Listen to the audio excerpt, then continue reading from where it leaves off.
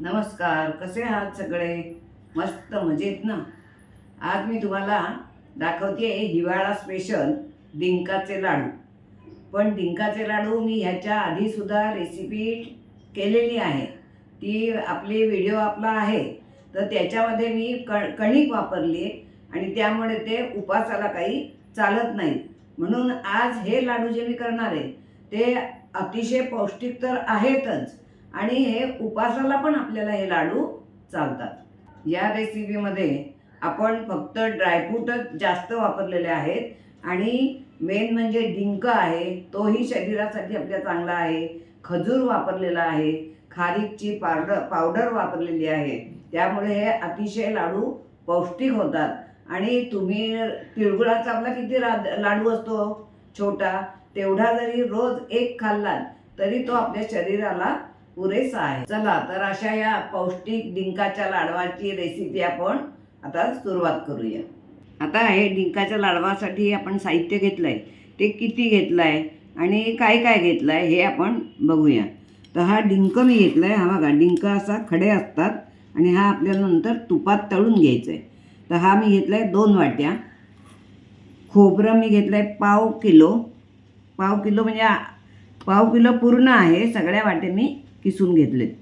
आणि हा खजूर आहे। आता इथे मी घेतले ते ड्रायफ्रूट आणि हे आपल्या आवडीनुसार आपल्या सवडीनुसार जसं आपल्याला झेपेल तसं घ्यावं। तर मी हे असं काजू घेतलेत, हे बदाम घेतलेत, हे पिस्ते आहेत, ही खसखस आहे आणि आपल्याला तूप लागणार आहे। हे सगळं आपल्याला आधी थोडं थोडं म्हणजे भाजूनच घ्यायचं आहे। तुपावर तर डिंक आपल्याला तळूनच घ्यायचं आहे आणि ड्रायफ्रूटसुद्धा आपल्याला तुपावर ते परतून घ्यायचे, त्यामुळे तूप आपल्याला आवश्यक आहे। आणि 1 चमचा सुंठ घेतली, 1 चमचा वेलचीची पावडर घेतली आणि जायफळ मात्र मी पावच चमचा घेतलेला आहे, कारण हे ड्रायफ्रूट सगळे सारक असतात की नाही, त्यामुळे मी हे जायफळ घालणार आहे, पण मी ते जायफळ थोडंच घालणार आहे बॅलन्ससाठी। ड्रायफ्रूट कोणाला बाधू नये म्हणून थोडंसं जायफळ मात्र तुम्ही नक्की घाला। आणि ही आहे खारकेची पावडर, ही मी रेडीमेडच घेतली आहे आणि ही 1.5 वाटी आहे, म्हणजे डिंक 2 वाट्या घेतला आहे आणि खारीक पावडर मी 1.5 वाटी घेतली। आणि हे जे आपण साहित्य घेतलं आहे त्याच्यात अगदी फिक्स प्रमाण काही नाही, तुम्हाला ड्रायफ्रूट ज्याप्रमाणे घ्यायचे त्याप्रमाणे तुम्ही कमी जास्त घेऊ शकता। मी इथे हे ड्रायफ्रूट 3च घेतलेत, काजू बदाम आणि पिस्ते घेतलेत। पण तुम्हाला जर अजून काही त्याच्यात वेगळे घालायचे असले तरी पण तुमच्या मताप्रमाणे तुम्ही घालू शकता। बेदाणा वगैरे सुद्धा चालू शकतो ह्याच्यात, अक्रोड पण चालेल, आपल्याला अवेलेबल घरात असेल त्याप्रमाणे आपण या वस्तू वापराव्या किंवा आपल्याला आवड असेल त्याप्रमाणे। सगळ्यात आधी आपल्याला डिंक तळून घ्यायचं आहे, त्यामुळे मी इथे गॅसवर कढई तापत ठेवली आहे आणि आता त्याच्यामध्ये आपण तूप घालूया।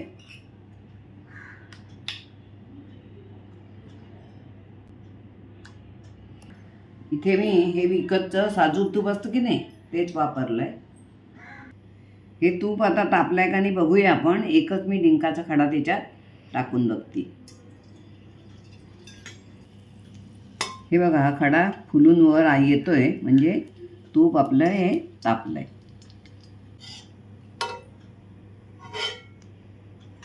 आता थोडा थोडा असा डिंक मी या तुपामध्ये घालून तळून घेणार आहे। चांगला आपल्याला तो फुलवून घ्यायचा आहे, कारण जास्त घालायचा नाही, एकदम थोडा थोडाच घालायचा, म्हणजे मग चांगला तो फुलतो। आजपर्यंत तो चांगला तळला गेला पाहिजे, नाही तर जर तो कच्चट राहिला तर मग लाडू खाताना तो असा दाताला आपल्या चिकटतो, त्यामुळे तो चांगला फुलला पाहिजे। आता हा फुललेला आहे, आता मी हा काढून घेते। अशाच प्रकारे हा सगळा डिंक मी आता तळून घेते।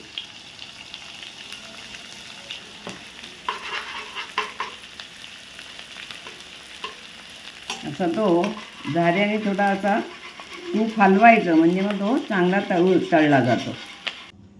हे बघा, आता हा डिंक आपला सगळा तळून झाला आणि छान अगदी तळून झाला बघा असा। आणि आता त्याच कढईमध्ये मी हे बदाम, काजू आणि पिस्ता परतून घेणार आहे. आता ह्याला काय आपल्याला तळायचं नाही आहे, फक्त थोड्या तुपामध्ये परतून घ्यायचं आहे. असं हे परतल्यामुळे ते लवकर खोमट होऊ शकत नाहीत, कारण चांगलं टिकतात. लाडू जरी तुमचे टिकले तरी लाडू तुमचे खराब होणार नाहीत आणि परतल्यामुळे खायला सुद्धा खमंग आणि कुरकुरीत चांगले लागतात. तर सगळ्यात आधी आपण हे बदाम परतून घेऊया. तसं मी पाठोपाठ सगळं एकत्रच परतणार आहे, पण बदाम थोडा कडक असतो की नाही, म्हणून मी तो आधी टाकला आहे. आणि काजूला पटकन रंग येतो, त्यामुळे काजू मी शेवटी टाकणार आहे. बदाम आता हे थोडेसे परतून झालेले आहेत आणि आता आपण त्यामध्ये घालूया हा पिस्ता.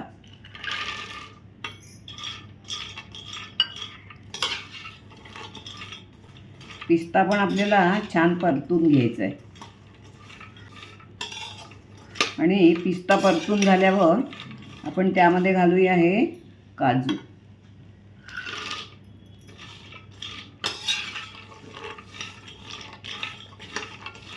असे तुपावर परतून घेतल्यामुळे ते लवकर खोमट होत नाहीत आणि त्यामुळे आपले लाडूही खूप दिवस टिकू शकतात. हे बघा, काजू बदाम आणि पिस्ते छान आपले भाजून झालेले आहेत. आता काजूचा कलर पण बदलला बघा. आता मी हे काढून घेते.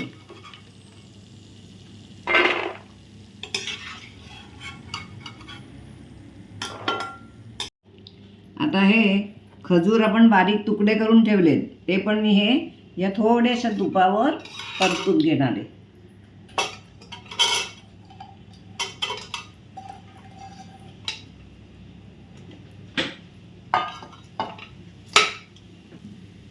या खजुराचे असे बारीक तुकडे करायचे, म्हणजे लाडू खाताना आपल्या तोंडात आला की तो छान लागतो.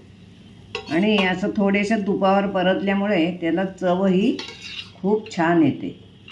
खजूर काय आपल्याला खूप परतायचा नाही आहे, थोडासा आपला छान त्याला स्वाद यावा, म्हणजे तुपावर परततोय ना आपण, म्हणून मग थोडंसं असे परतून घ्यायचे. आता हे खजुराचे तुकडे परतून झाले. आता मी हे पण एका ताटलीमध्ये काढून घेते. हे तुम्ही नाही परतले तरी सुद्धा चालू शकतात, असेच घातले नुसते तरी चालेल, पण मी आपलं थेंबर तुपामध्ये परतून घेतलं आहे, कारण त्याची चव परतल्यामुळे जास्त चांगली लागते, म्हणून मी परतले. असा सुद्धा नुसता पण घातलेला चालतो. आता हे कढईतलं तूप सगळं संपलं आहे, म्हणून मी अर्धा चमचा परत तूप घालते. आणि आता आपल्याला हे खारकेची पावडर भाजून घ्यायची. ही खारकेची पावडर पण तुपावर चांगली भाजली ना की चांगली त्याची चव लागते, म्हणून मी ही पण तुपावर भाजून घेते.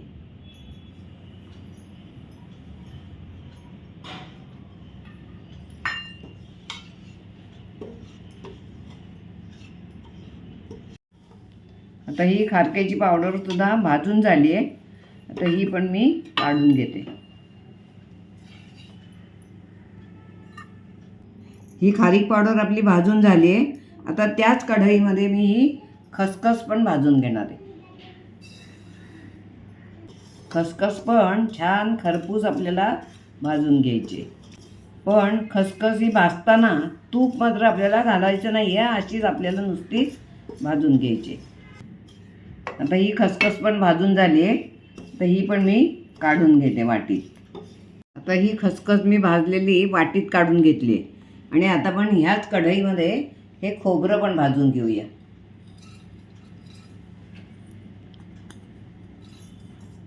आता खोबरं भाजताना सुद्धा आपल्याला ते नुसतंच भाजायचं आहे, त्याला तूप वगैरे काहीही घालायचं नाही आहे, कारण त्याला ऑलरेडी तेलाचा अंश असतो, म्हणून ते नुसतंच भाजून घ्यायचं आहे. आणि हे खोबरं सुद्धा खमंग आणि खरपूस छान थोडासा कलर त्याचा बदलेपर्यंत आपल्याला भाजून घ्यायचं आहे, कारण खोबरं पण बरेच दिवस तसंच राहिलं की खोमट होऊ शकतं, म्हणून आपल्याला ते चांगलं खमंग भाजून घ्यायचं आहे. हे बघा, आता हे खोबरं सुद्धा आपलं भाजून झालं आहे आणि छान तांबूस रंग आला बघा त्याला. आता गॅस मी बंद करते आणि आता पुढची कृती करूया. हे बघा, हे काजू बदाम आणि पिस्ते जे आपण तुपावर परतून घेतले होते ते आता मी मिक्सरमधनं फिरवून घेणार आहे. पण कसे फिरवायचे, साधारण आपण दाण्याचं कूट कसं करतो त्याप्रमाणे ते फिरवून घ्यायचे. म्हणजे चालू बंद ह्याच्यातच आपल्याला ते करून घ्यायचं आहे. एकदम त्याची पावडर करायची नाही आहे. आता आपल्याला तूप किती लागलं ते तुम्हाला मी सांगते. मी आधी हे 3 वाट्या तूप घेतलं, असं घट्टच तूप 3 वाट्या घेतलं होतं. तर त्यातलं आपल्याला जवळजवळ म्हणजे आता हे जवळजवळ वाटी सव्वा वाटी तूप हे उरलं आहे आपलं. म्हणजे आपल्याला 2 वाट्या ते 2.25 वाट्या आपल्याला तूप लागलं. कारण डिंक तळालाच आपल्याला जास्त तूप लागलं. बाकीचं काय आपलं छोट्या थोड्या तुपाला आपण परतलं की नाही, त्यामुळे डिंक तळाला जेवढं तूप लागलं तेवढंच खरं लागतं. तुपाचा अंदाज तुम्हाला पण यावा म्हणून मी हे तुम्हाला सांगते. म्हणजे साधारण 1.25 ते 2 वाट्या आपल्याला तूप लागलं. आणि आता लाडू जेव्हा आपण वळू तेव्हा काय आपल्याला परत तूप त्याच्यामध्ये घालायचं नाही आहे. आता हे मी मिक्सरला फिरवून आणते. हे बघा, बदाम पिस्ते आणि काजू जे आपण तुपावर भाजून घेतले होते त्याची मी अशी पावडर, मी म्हटलं होतं दाण्याच्या कुटाप्रमाणे करायची, तशी मी ह्याची पावडर करून घेतली मिक्सरमध्ये. आता लाडवाची तयारी सगळी झालेली आहे. आणि डिंक आपण तळून ठेवला होता की नाही, तो आता आपल्याला चुरून घ्यायचा आहे. तर डिंक हे चुरण्यासाठी मी हे पावभाजी स्मॅशर असतं की नाही ते मी आत्ता वापरणार आहे. आणि आता हे मी स्मॅश करून घेते. आणि जर तुमच्याकडे हे नसेल तर तुम्ही वाटीनी किंवा फुलपात्राला खालच्या बाजूनी सुद्धा तुम्ही असं करून घेऊ शकता. पण ह्याला कसा दांडा आहे की नाही असं धरायला, त्यामुळे याने जरा सोपं पडतं. आणि मिक्सरमधनं काढला तर काय होतं, अगदी तो बारीक होतो आणि मग लाडू खाताना मग आपल्याला मजा वाटणार नाही. आणि असा हा अर्धा बोबडा असा स्मॅशरने केला की तो लाडू खाताना सुद्धा तो डिंकसुद्धा चांगला लागतो. बघा, अशा प्रकारे हा सगळा डिंक मी असा चुरून घेते. हे बघा, हा डिंक आता सगळा चुरून झालेला आहे. आता आपल्याला लाडवाचं मिश्रण करायचं आहे. तर हे मग परातीमध्ये हा डिंक आधी काढून घेते. आणि हे डिंकाचे लाडू आहेत म्हणून यात मी डिंकाचा वापर जास्त केलेला आहे. डिंक कंबरदुखीसाठी खूप चांगला असतो आणि हा साधारणपणे थंडीच्या दिवसात खाल्ला जातो. डिंक आता हा चुरून झाला आहे आपला. आता मी हे खोबरंसुद्धा हाताने असं कुस्करून घेणार आहे. असं आहे बघा, म्हणजे लाडवाचं मिश्रण चांगलं मिळून येईल आपलं. हे खोबरंसुद्धा आपल्याला मिक्सरमधून नाही काढायचं, कारण जर ते म्हणजे मग तेल सुटेल त्याला. आणि हाताने असं कुस्करलं की लाडवासाठी ते चांगलं होतं. आता हे खोबरंसुद्धा आपलं कुस्करून झालं. हे बघा, छान हाताने कुस्करलं जातं आहे. हे पण आता मी ह्या डिंकावर घालून घेते.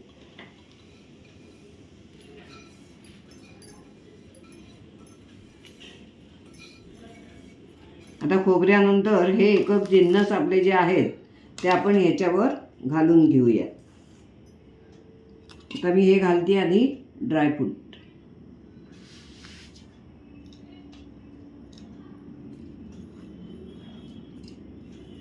त्यानंतर घालूया ही खारीक पावडर.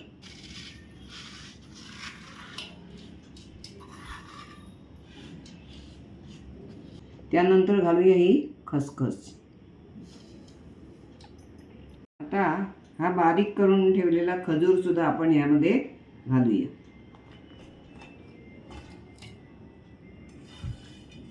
आता हे सगळं मी मिक्स करून घेते एकदा.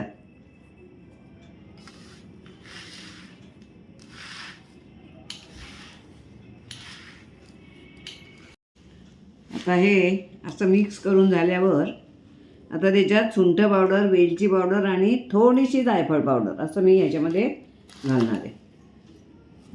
ही घालूया वेलची पावडर, ही सुंठ पावडर, जायफळ पावडर ही आपण थोडीच घालतोय.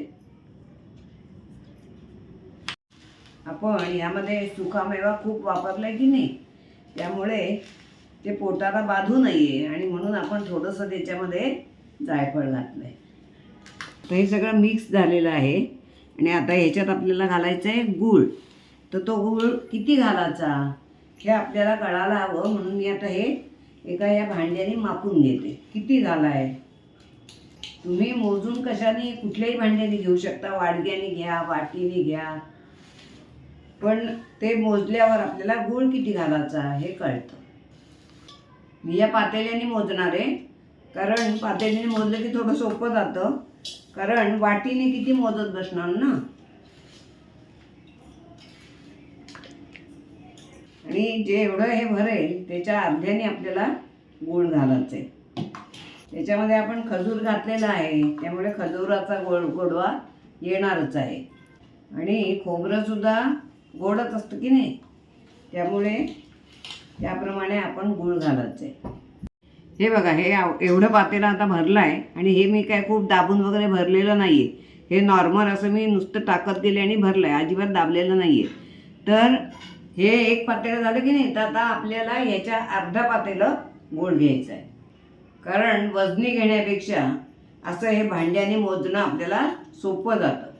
आपण बरेच वेळा घरातल्याच वस्तू वापरतो की नाही, मग ते वजन करायला कुठे जाणार, म्हणून मग असं पातेल्याने मापाचं, म्हणजे कुठल्याही तुम्ही याने मापा आणि त्याच्या निम्मे तुम्ही गूळ घ्या, ते जास्त सोपं जातं. आता हे परातीमध्ये परत मी काढते, म्हणजे आपल्याला ह्याच पातेलीने अर्धी पातेली गूळ घ्यायचं आहे की नाही, मग ते पातेलं आपल्याला रिकामं होईल. म्हणजे अर्धा पातेला हा गूळ मी चिरून घेतला आहे आणि आता मी याच्यामध्ये हा घालते.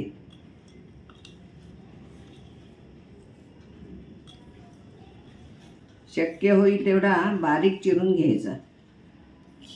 मिक्सरमधूनच आपण हे परत काढणार आहोत, पण तरी पण बारीकच गूळ चिरून घ्यायचा, म्हणजे तो काढायला बरा पडतो मिक्सरमधून.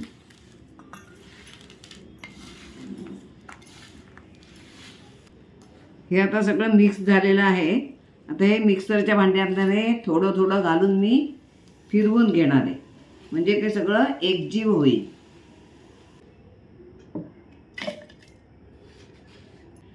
हे आपण बारीक होण्यासाठी नाही, तर हे सगळं एकजीव व्हावं म्हणून आपण हे मिक्सरमधनं फिरवणार आहोत. असं केल्यामुळे लाडू वळणं आपल्याला एकदम सोपं जातं. आता हे सगळं मी मिक्सरमधून फिरवून घेते आणि मग आपण लाडू वळायला सुरुवात करूया. हे बघा, हे अशा प्रकारे मी हे सगळं मिक्सरमधनं फिरवून घेतलेलं आहे आणि आता आपल्याला त्याचे लाडू वळायचे. मिक्सरमधनं काढलं असलं तरी मी हे हलक्या हाताने सारखं करून घेते, म्हणजे चव सगळीकडे सारखी लागेल. आणि ज्या आकाराचा आपल्याला लाडू वळायचा आहे त्या आकाराचा असा लाडू वळून घ्यायचा. हे जरा बेताचे केले तरी चालेल, कारण खूप पौष्टिक आहेत की नाही, म्हणून अगदी खूप मोठे मोठे नाही करायचे. हे बघा, अशा प्रकारे लाडू बांधून घ्यायचा. ते डिंक त्याच्यामध्ये आहेच, पण तरी पण असा लाडू छान वळून घ्यायचा. अशाच प्रकारे सगळ्या मिश्रणाचे हे लाडू मी आता असेच करून घेते. यामध्ये आपण गुळाचा पाक केलेला नाही आहे आणि ह्याच्यामध्ये पाण्याचा आपण थेंबही वापरलेला नाही आहे. त्याच्यामुळे हे महिना, दीड महिना, काय 2 महिनेसुद्धा हे लाडू चांगले टिकतील, कारण आपण खोबरं वगैरे सुद्धा किंवा बदाम, काजू सगळं छान तुपावर चांगलं परतून घेतलेलं आहे, त्यामुळे हे लवकर खराब होणार नाहीत. हे बघा, लाडू आता मळून झालेले आहेत आणि त्याचं मिश्रण एकदम छान मुलायम झालं होतं आणि त्यामुळे लाडू खूप सुंदर वळले गेलेत. हे बघा, हे लाडू कितीही पौष्टिक असले तरी ते प्रमाणातच खायचं आहे, कारण इतर जसे लाडू आपण काही वेळेला खातो तसे हे खाऊन चालणार नाही, कारण ह्याच्यामध्ये ड्रायफ्रूट वगैरे आपण खूप घातलेलं आहे आणि पौष्टिक सगळं आहे. म्हणजे खारीक पण पौष्टिक आहे, तूप पण आहे त्याच्यात साजूक, म्हणून हे प्रमाणातच खायला हवं. म्हणजे तुमच्या आरोग्यासाठी चांगलं म्हणून एकच लाडू तुम्ही खाऊ शकता. एकाच दिवसात 1-2-4 लाडू तुम्ही खाऊ नका. ज्यांना गोड आवडतं ते हे जास्त पण लाडू खाऊ शकतात, पण तसा खाऊ नये असा मी सल्ला देईन. प्रमाणातच औषध म्हणून तुम्ही शरीराला पौष्टिक आहे म्हणून एकच लाडू खाऊ शकता तुम्ही, असा माझा सल्ला मी देते तुम्हाला. तर कशी वाटली ही रेसिपी आजची डिंकाच्या लाडवाची? जर आवडले असेल तर शेअर, लाईक आणि सबस्क्राईब नक्की करा. आपण परत एकदा भेटूया अशाच एका छानशा व्हिडिओमध्ये. तोपर्यंत मस्त राहा आणि विशेष म्हणजे आनंदी राहा.